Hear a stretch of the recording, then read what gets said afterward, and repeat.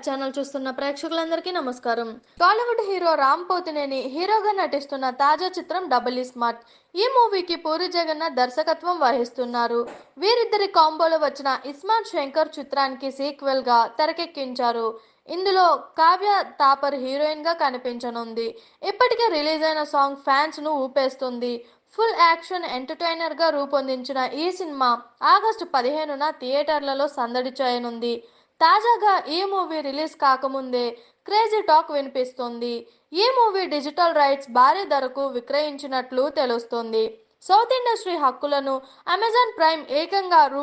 33 కోట్లు వెచ్చించి కొనుగోలు చేసినట్లు మేకర్స్ వెల్లడించారు.